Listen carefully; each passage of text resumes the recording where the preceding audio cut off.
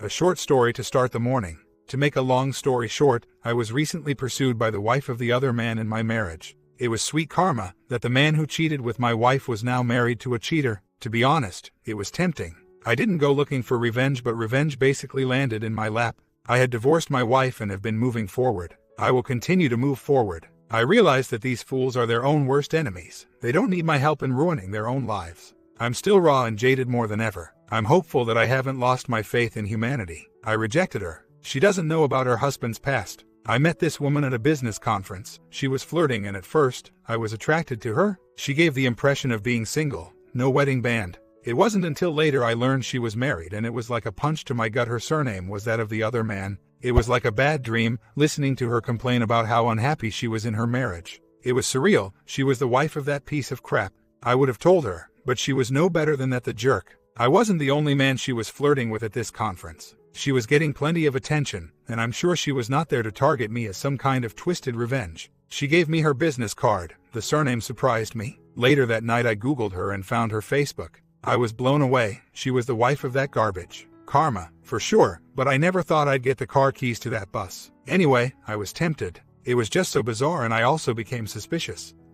But really think it was pure coincidence. I decided to walk away from this situation and realized I want nothing to do with these wing nuts. I feel good I kept my integrity. I'm not surprised that some people think my experience is unbelievable. The man I was a few years ago would never have believed that I ended up where I am today. I would have bet my life that my wife was the last person on earth to ever cheat. Turns out she did cheat on me, and with a total creep. I still have a hard time with who she ended up cheating with. So yeah, I get it. Some things are just so freaking unbelievable it's hard to think it can be true. Thank you to those who believe me. If this was me a few years ago, I wouldn't believe it myself. I was moving on, thinking I was doing okay. But this whole situation set me back. It's been hard to keep myself from becoming just another piece of crap. It's as though being a good man is a freaking waste. I think of my dad, and he was a good man. I always wanted to be like him. In the end, I just wasn't in the mood to get an STD. This woman is married to trash, and she was acting like trash. I realized I am better than mixing with trash. No amount of revenge is worth becoming trash too.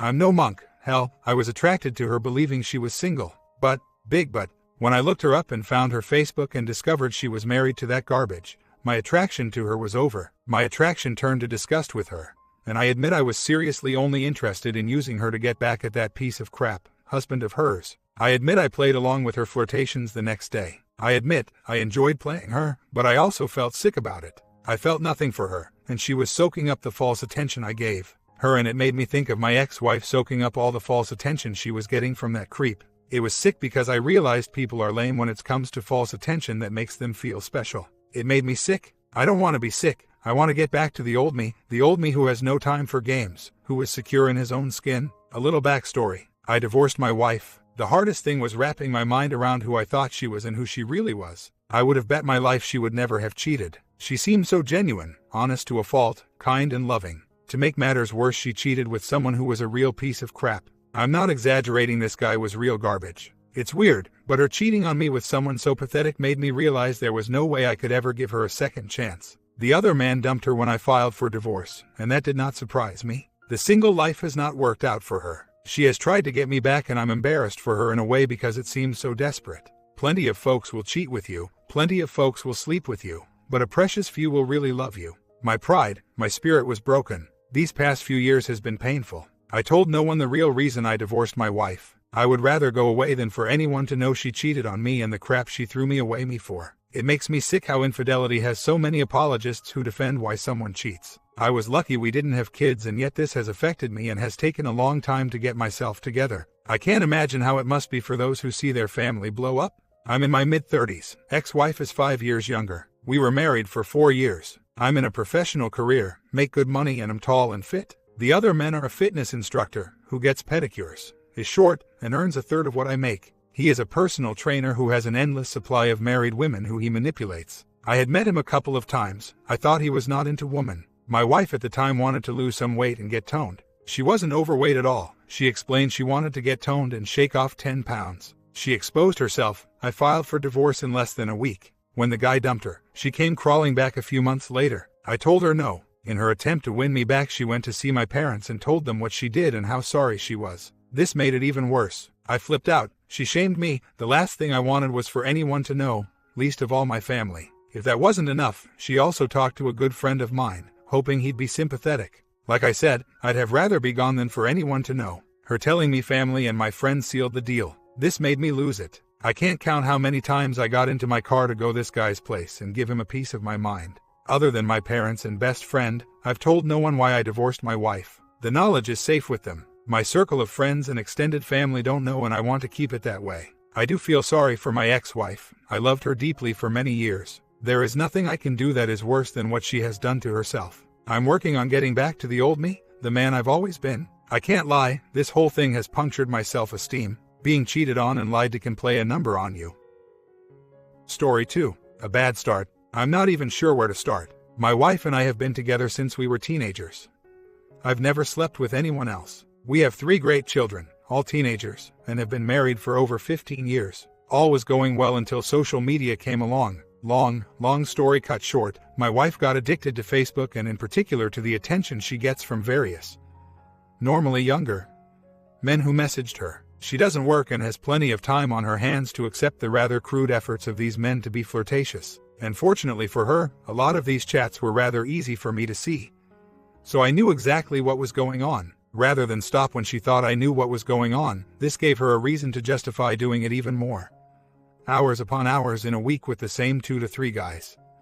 If you're going to keep an eye on me, I'll give you something to watch. The reality was that however long I gave up spying and trusted her, she kept on doing it. I didn't have to see it to know it was going on. The hours and hours of using her phone or sitting at her PC behind closed doors gave it away. So, is that cheating? She was never crude or particularly sexual. She was essentially receiving the admiration of these crudely flirtatious guys who were happy to request photos of her so that they could justify sending some of their own. As far as I know, she never sent anything other than what she would publicly post on social media anyway. Another of the is texting cheating story you may think at this point. No, it gets worse. So, at this point in our lives, the kid's not really kid anymore. Her newfound confidence in her attractiveness thanks both to all of the male admiration flowing in her direction via Facebook and reassurances from a growing circle of divorced, separated friends. We're at that age. She also started to go out more and drink, both at home and when out, and drink. The nights out became days out with nights in hotels with friends, 3 to 4 a year, or even weekends out.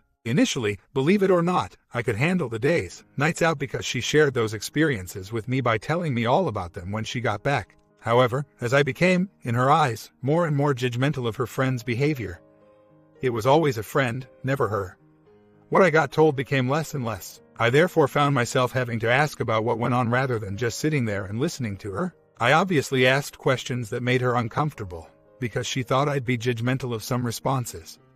She was right. So, those answers became either lies of very watered down to such an extent that there was no point asking. A better man than me would have stopped asking, except I'd never know and leave it, but that isn't me. I long for the days when we shared everything, when I was different, in her eyes, to other men.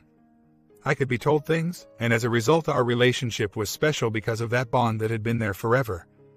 We've spent all our adult life together, and I don't see that as a bad thing. Now, our relationship is like any other bad one where the woman, who's 40, wants to be 21 and a single hot chick, whilst the guy, who is 40, willingly accepts that he is 40 and just wants a quiet life with a loving wife. She's not 21 and I've not got a loving wife.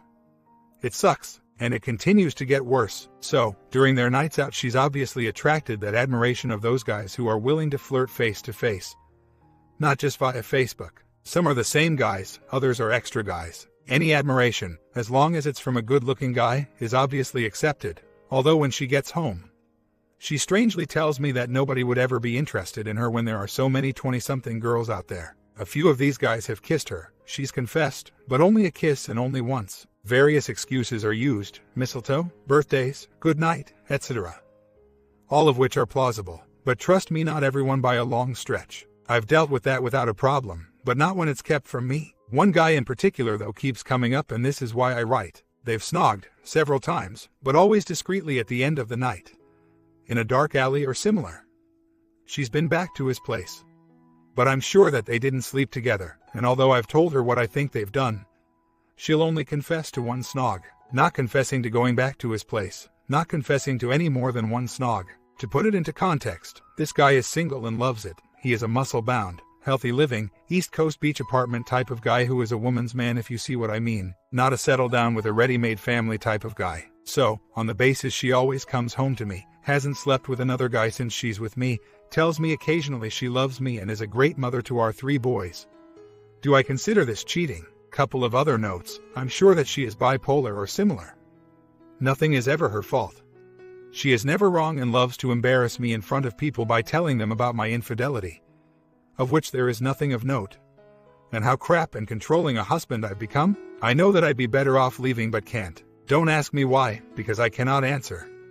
I just can't. I'm very low but cannot do anything stupid because it would be wrong for the boys and those who care for me. A few friends, my parents and my boss who's really supportive. So basically, I want you to tell me it's not cheating, but, is it? Comments. First of all, when she says she kissed a guy, the translation is that they slept together. That's an almost 100% accurate rule. This has gone from Facebook flirtation all the way to her going out, acting single, with guys, and, almost undoubtedly, sleeping with these guys. And here you are, on the sidelines, doing nothing? You should have put your foot down with a no-tolerance policy during her Facebook phase. At this point, since your wife wants to be single, let her be single. Divorce her. Yes, you're concerned about your teenagers, but divorce is better than them observing you tolerating your wife's disrespectful behavior. Is that the kind of example you want to set? Oh, the contrary. That better man would not have accepted this behavior from his wife and insisted she end it. And by better, I mean less naive and more confident. You think your wife hasn't had an affair? I'd say there's a good chance she has, but if she hasn't, it's only milliseconds away. This behavior is exactly how many affairs start, whether emotional or physical affair. You should have a sit down with her yesterday and tell her you can't control what she does, but you can control what you accept from her, and you will no longer accept her crossing these marital boundaries. These secret Facebook episodes, the GNO, and flirting with other men stop now. You expect full transparency from her going forward on all her devices. You will expect accountability for her time when she's away. She will send no contact messages to all these men and block them on Facebook. If she refuses, implement the 180 to detach from her and go talk to an attorney to start divorce proceedings. Consider yourself lucky if she already hasn't had a physical affair yet. In short, wake the hell up, friend. OP responds, I do care. I care desperately. I'm very, very low and desperate because of it. If I could grow a pair, I'd leave, but I'm struggling so much to decide whether that is the right thing for everyone. I've given my life to this person. I love her so much, and somewhere in my mind I believe that she will one day wake up to herself and change. I wish I could put me first, but I cannot. Someone said doormat. Possibly that's correct, but not by choice. I did used to go out with her, until she started wanting to go out with her duck about friends. Then I went out with her anyway, as in I went out with her despite the fact she didn't want me to. So she made sure that everyone hated me. The sulky guy. The father figure. The fun spoiler. Believe it or not, I had too much self-respect to continue going out with her. I don't have enough self-respect to leave her though. And to everyone saying put your foot down, look up bipolar or narcissistic. It causes emotional and verbal abuse to fly in my direction. It's incredibly painful and soul-destroying. Because I'm the man, even in this day and age, getting people to believe that my lovely, fun, happy wife is abusive to me is impossible. It's lonely, heartbreaking, soul-destroying, painful, and it happens very frequently. I'm already ashamed. It isn't making me leave. Only thing that'll work is that she sees me catch her with him. That way it's undeniable. I'm a loser and a jerk, but the self-respect simply ain't there, pal. My infidelity, honestly, a couple of kisses, bit more, and a bit of fondling on 2 occasions. Both when we were on a trial separation. Led to her wanting me back after throwing me away. A typical case of not being wanted until someone else showed interest in me. Can she stop after 2, yes, 2 or 3, honestly, bottles of wine and a few beers? No, she has very little control and loves to drink. Kids are handling it pretty well. The middle one is trying to get involved, but by and large they are at an age that they do their own thing. I'm not stupid, and every day I think that we've spoiled their lives, and I will forever regret that. But what little self-respect I do have allows me to tell myself that I do all that I can to protect them from the hell it would be for them if I wasn't there to take the daily abuse a narcissist needs to throw at someone. All local guys, all want her? Problem is, she's seen as a bit of a challenge because she doesn't give out that easy. I know that this sounds contradictory, but it's the being wanted that seems to turn her on, not the actual act. It makes sense when you think about it. She has to justify everything in her head. So, the flirting, crudeness, which originates from the guys, is not cheating. In her head, the fact she dances and socializes openly with these guys in bars, in the company of her friends and people from our community, cannot be cheating because they are simply having fun, and if she were cheating it would be hidden.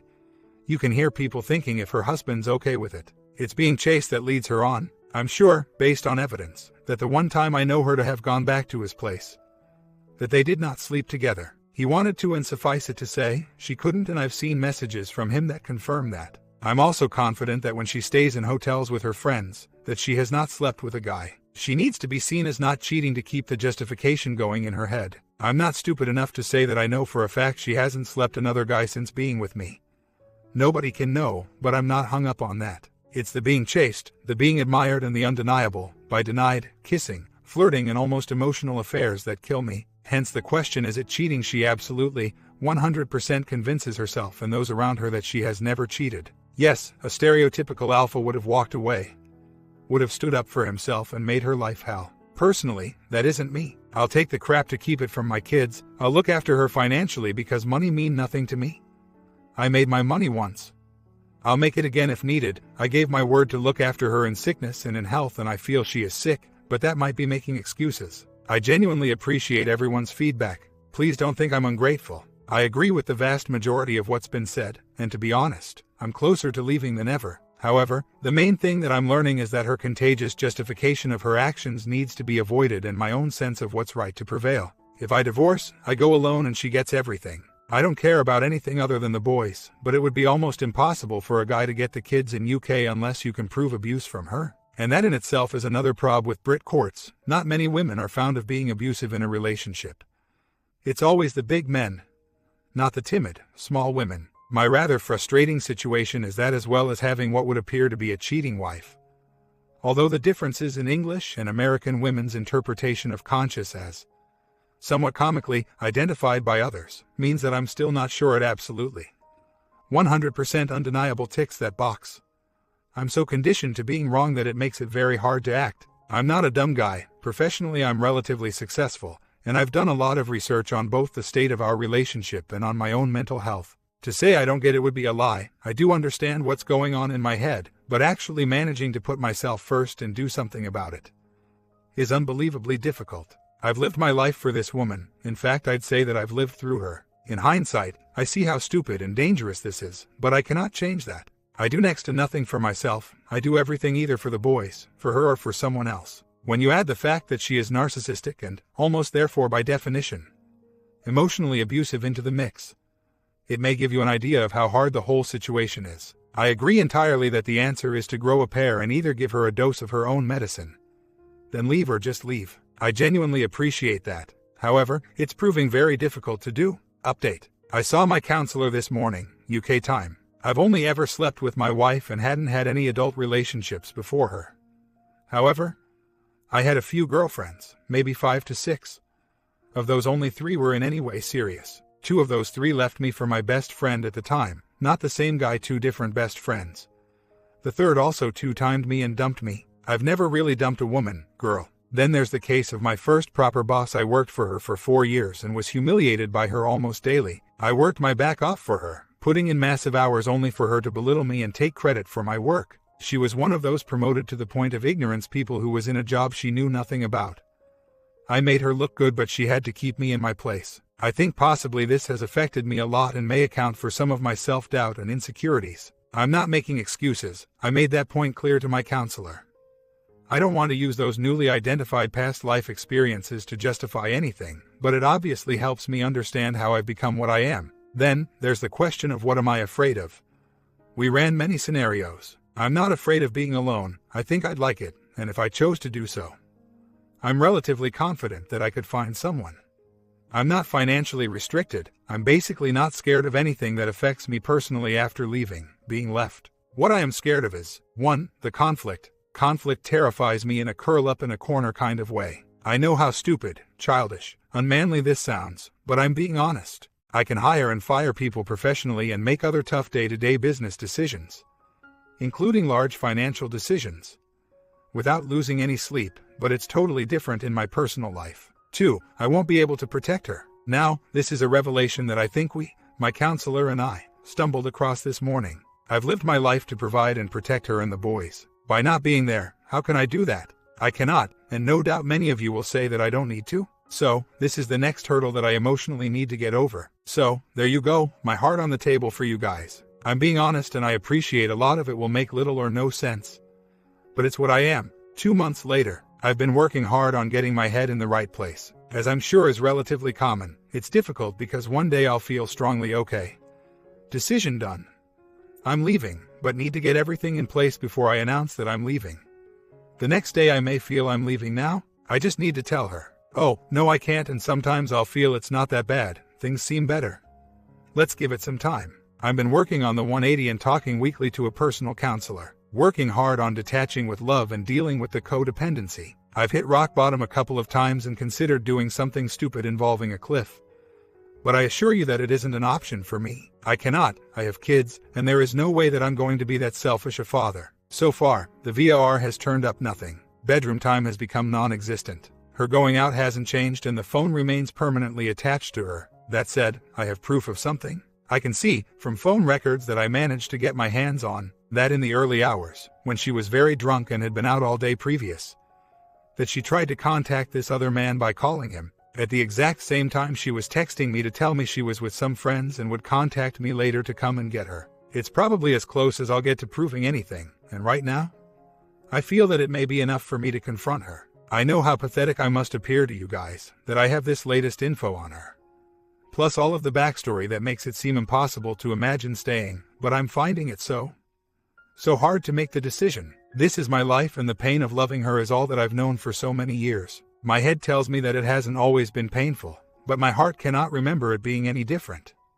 It's conditioning. Comments. You should have filed for divorce long ago. The longer you put it off, the longer you stay in this hell. Waiting for her to come around has not worked, has it? Can you tell us, honestly, what was it about your upbringing that made you so passive and lacking in self-worth? OP responds. As a child I feared conflict. One of my earliest memories of this was seeing my friends being made to line up to take a beating from the headmaster, principal, at school and putting myself, emotionally, in place of the last boy in line. Just imagining what it must be like for him to stand there, knowing what was coming his way. It scared me massively. After that, every time the headmaster, principal, would start to get angry, I would be terrified, more so of the build-up to the punishment than the punishment itself. To the point that one day I admitted to doing something I had not done because I simply couldn't cope with the build-up, anticipation of what was coming. Thankfully the teachers seemed to understand that I was taking the blame without reason and decided not to punish me. As a child I came from a loving home where my parents obviously understood me and seemed to shelter me from conflict situations.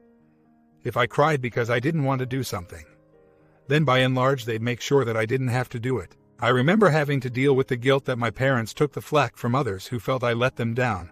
All of that before I was 11. My father was very much a man's man outwardly, although my mother seemed to wind him up quite a bit. And I do remember him telling me if it wasn't for you kids, I'd have left her. But that said, it was all covered up very well, to the point that I didn't really remember him saying that until recently. My mother is a very loving woman, but I certainly think that there was a case of sweeping things under the carpet going on. My first bosses were all female, and they were really nasty. I was used extensively by them because they were promoted to the point of ignorance, so I'd be slave-driven to do all the paperwork, meetings, etc. that they were incapable of dealing with themselves. I fear sounding old-fashioned, but recently I've found myself longing for the seemingly simpler days when roles within relationships were more clearly defined. It's not that I think for one second that there is any difference between sexes in terms of what individuals are capable of. It's just that these days I seem to be told to be a man, take no crap, then be in touch with your feelings, then be a provider, a hunter-gatherer, then show your kids you love them. Although I said that my father was a man's man, I think that he was also a very passive guy within the relationship. Perhaps because my mother was so willing to brush things under the carpet, he knew that at any point, she could lift that carpet and bring things up. I have the exact opposite type of wife who goes so far as to make things up, rewrite history, in order to use them against me at every opportunity. Most often those opportunities are when I question her about something. Again, as I've said many times, the best form of defense is attack. Try telling that to the Oakland Raiders. As a child, teenager, I was into very painful sports, where pain is a badge of honor and is essentially seen as good for you. I'm afraid that possibly, as I got older, gave up the sports to be spending more time with the woman I love. Maybe that mentality of pain is good for me transferred from physical to emotional. Certainly, after an argument and making up, I feel like I've achieved something positive. which in the cold light of day sounds stupid. Also, as I've mentioned previously, I never thought I was good enough in terms of physical appearance for my wife. She was out of my league, but somehow, she became mine. I chased her for a year before she agreed to date me, and during that time, she had other boyfriends. Only when she saw me with another girl did she accept my advances. In short, I hate conflict and the anticipation thereof. I can deal with it professionally, I manage staff all day every day. But on a personal level, I'm terrified of the next argument, and regardless of how honest I am, I cannot answer why. What am I terrified of? My counselor noted a massive physical reaction when I realized that I'd missed a couple of calls from my wife during one of our sessions.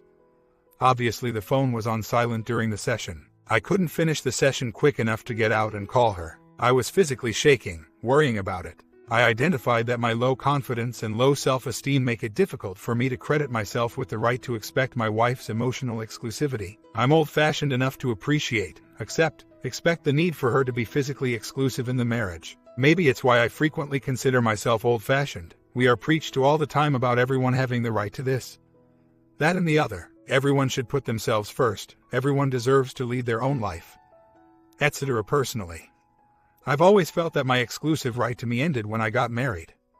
That was my commitment. I was now half of a marriage, not an individual. So, she is exercising her right to be emotionally attached to others, mostly female friends, and I am jealous of that, but feel that I'm wrong to feel like that because she, as an individual, has the right to use her emotions as she wishes. If that bit is correct, that she can use her emotions with other girlfriends, then why is it wrong for her to be emotionally sharing herself with another man or men? This is my confusion, and this is why I find it so difficult to accept that an emotional affair, if even fair to call it an affair, is cheating. If it isn't cheating, then I cannot allow myself to be sufficiently selfish to walk away. And I've spent hours today in a text battle with her, with several opportunities to accept that we are over and leave, but for some reason, I just cannot go through with it. My male boss is a great help and very much an alpha male. I broke down in front of him today. He appreciates that it's very difficult for me, but like most people cannot understand why I don't value myself enough to do anything about it. At the moment, I can feel the pressure in my head building from the pressure to keep explaining to him why I don't leave. We do still sleep together. I don't think we've ever not shared the same bed, apart from when one of us is not home, obviously. Me with work, or her on her girly nights.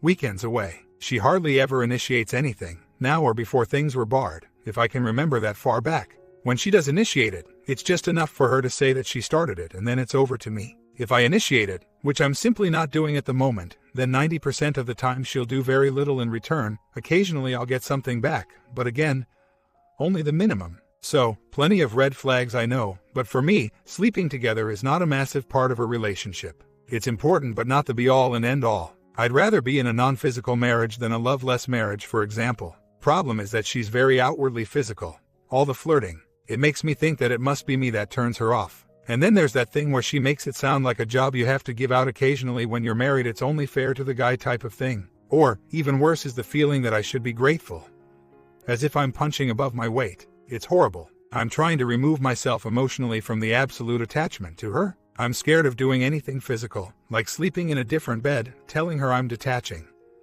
So rather than do nothing, and continue live with the daily emotional war going on between various parts of my brain, common sense and logic versus reminiscing, fear and optimism, I need to do something. Detaching emotionally, is that something that I feel is achievable right now? I believe that her primary driver in giving me this abuse is to try and prevent me giving her the same when she goes out. There are two issues with this. Firstly, I don't give her crap. I just ask her about her day, night, because I genuinely want to know what happened. After all, we used to tell each other everything. She inevitably lies. I catch her out, ask her why to lie, and then all hell breaks loose for days. Secondly, if I do give her crap as explained above, it's justified. She was out for hours, got very drunk and lied. It's only a secondary consideration, or a handy byproduct if you will, that she gets to be abusive to me and keep me in my submissive place. I know you know this already, so I don't know why I'm telling you that. I suppose I'm scared of not being in a position to expect her to tell me about her time out with the girls.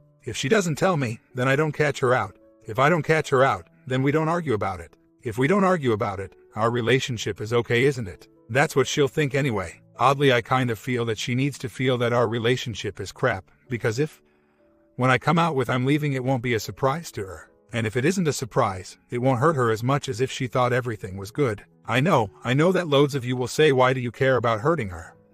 She doesn't care about you, but that's the problem with being a nice guy who is codependent. I promise that I will do it. Just wanted to brain dump my feelings in the hope that possibly I can help others to go through this at some point in the future. I'm frustrated that people find it hard to believe that a man can be scared of a woman. I'm big, over 6 feet and around 240 pounds. She is petite. It's not a physical thing. As I've confirmed earlier, my counselor has identified potential PTSD and possible Stockholm Syndrome. When someone systematically emotionally abuses you for years and years, your size means absolutely nothing. Your sex means absolutely nothing. I've been brought up to show nothing but love and respect towards women, never put my hands on a woman, look after and protect them. I have not had my testosterone levels checked. I don't think it's a problem, because I'd say that I do have a fairly good sex drive, just don't get to use it, but I will call with the doctor to ask him what he thinks. Not even sure where to look for psychological testing, but again I'll ask the doctor and take it from there. I'm a successful guy professionally. I manage a load of staff every day and make good money. I have the respect of the staff, although I'm accept that I'm seen as a gently boss rather than a bully.